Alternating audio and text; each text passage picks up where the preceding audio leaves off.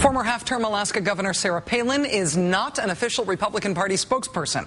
That said, who is? Are Republicans really hanging on, say, Michael Steele's word more than they're hanging on Sarah Palin's word when it comes to party leadership and politics? This weekend, Republican giant celebrity Sarah Palin traveled to Arizona to do some of her patented freelance Republican politicking. And she delivered a huge election year gift in Arizona to Democrats. Sarah Palin lent her formidable attention-getting skills to Arizona Governor Jan Brewer at an event that was part campaign rally, part press conference, and all theatrics. Brewer and Palin unveiled Governor Brewer's exciting new campaign website, securetheborder.org, where you can sign a petition in support of Arizona's draconian anti-immigration law. To whom the petition will be delivered is anyone's guess. Then there was this moment. It's time for Americans across this great country to stand up and say, we're all Arizonans now. Sarah Palin's ecstatic endorsement of Arizona's Papers, Please law and the governor who signed it is a very exciting moment for Democrats. Aligning itself with anti-immigrant politics is the pothole that Republicans keep breaking their axle on over and over and over again. In the 2006 midterm election, you may recall, congressional Republicans had to somehow counter the ballooning unpopularity of President Bush and the war in Iraq. To much fanfare, Republicans turned to immigration, more specifically anti-immigration politics. Democrats in 2006 ran against the Iraq war. Republicans in 2006, many of them at least, ran against immigrants. The result of the election?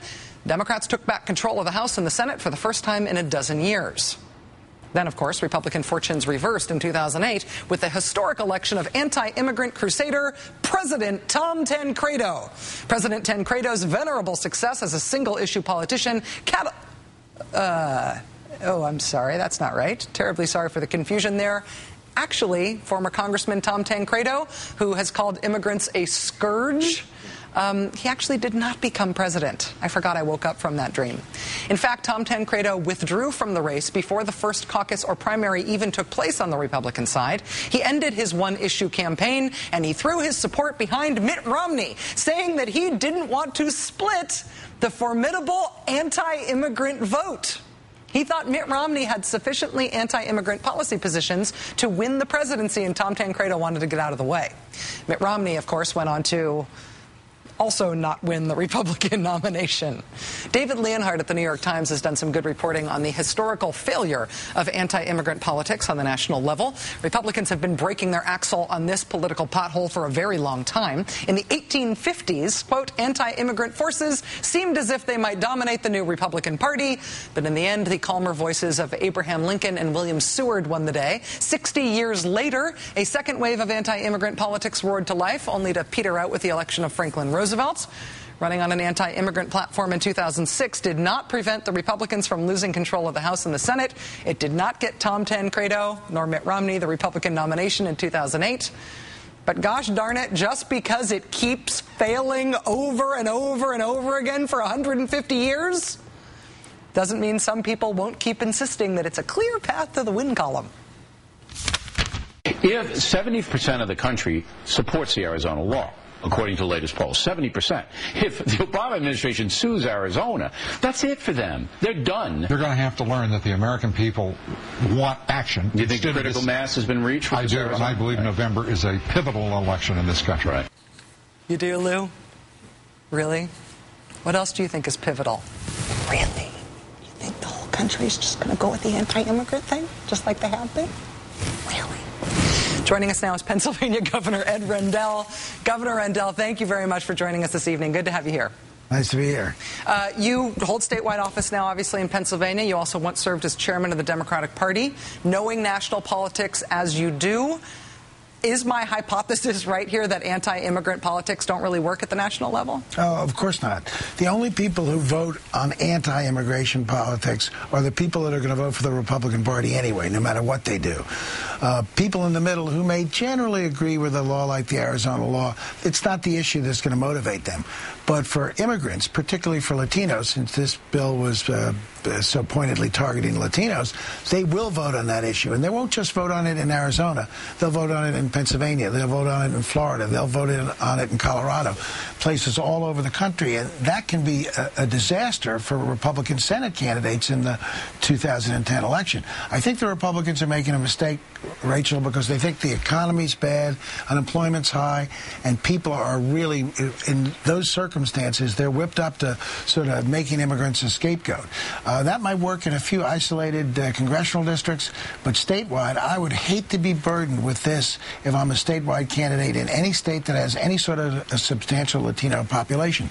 Pennsylvania's got about 8.5% of our electorate is Latino. I wouldn't want to be Pat Toomey running in this election, because those Latino voters are coming out, and they're casting their votes on one issue: the Republican Party's clear anti-immigration stance. Politically, I know that Republicans stepping in it and making big unforced errors is music to your ears. But Democrats still, in a governing sense, have to decide how to respond to these things. I know that Pennsylvania is one of the states where sort of copycat legislation has been pursued in the state legislature. If that reaches your desk, are you going to veto it? Are you going to sign it? Well, I've already said, I was asked very early when that legislation was put on the floor of the House, what would I do? And I'd say I'd veto it. And, of course, as a result, it's going nowhere. I wanted to sort of take it out of the partisan politics that envelops Harrisburg. We've got enough serious issues with our budget deficit and transportation issues. I wanted to sort of clear the decks. But again, Pat Toomey and even the gubernatorial candidate, it's a tough issue, because the people who are motivated to vote by that stance, by the Sarah Palin view, they're voting for Republicans come heck or high water. No ifs, ands, and buts about it. But Latinos, as we know from when George Bush was president, could be persuaded, or could have been persuaded, to support Republican candidates. I don't think in 2010.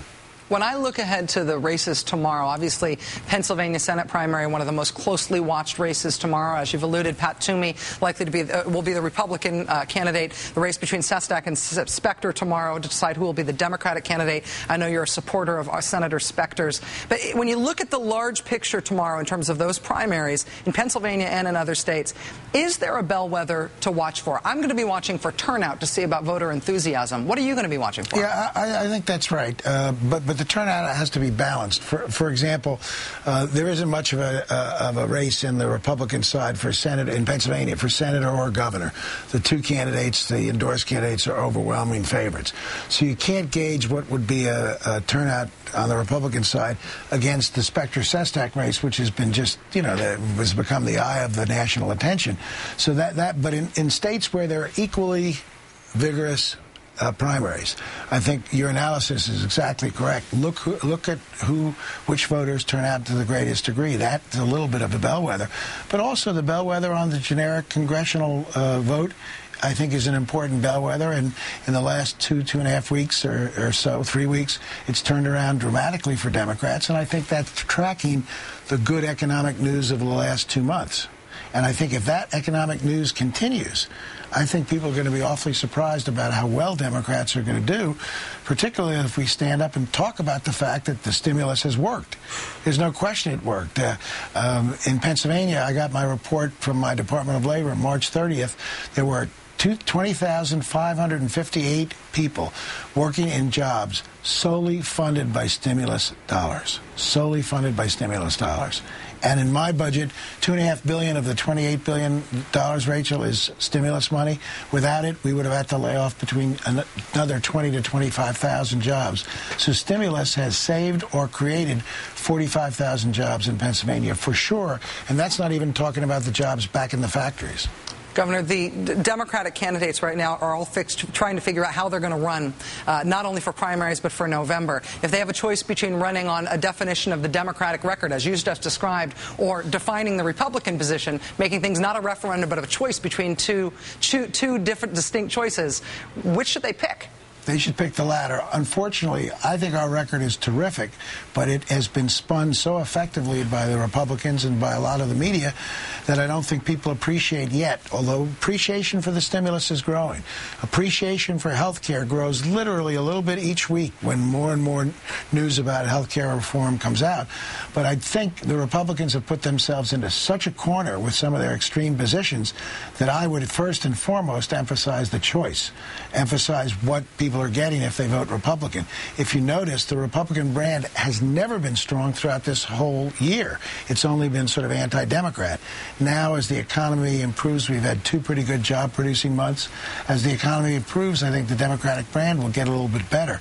But I would first and foremost make the choice pretty obvious and clear to voters. Governor Ed Rendell, Democrat of Pennsylvania, thanks for joining us this evening, Thanks, sir. Rachel. Appreciate it. We'll be right back.